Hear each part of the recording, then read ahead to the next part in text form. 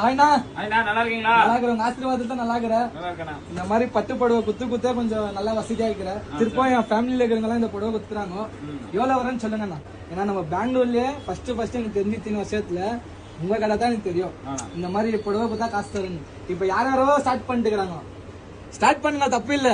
ஏன்னா ஓப்பனா சொல்றேன், நம்ம அண்ணா கொடுக்குற ஹையஸ்ட் பிரைஸ், அண்ணாக்குற மனசு வேற யாருக்கும் இல்ல.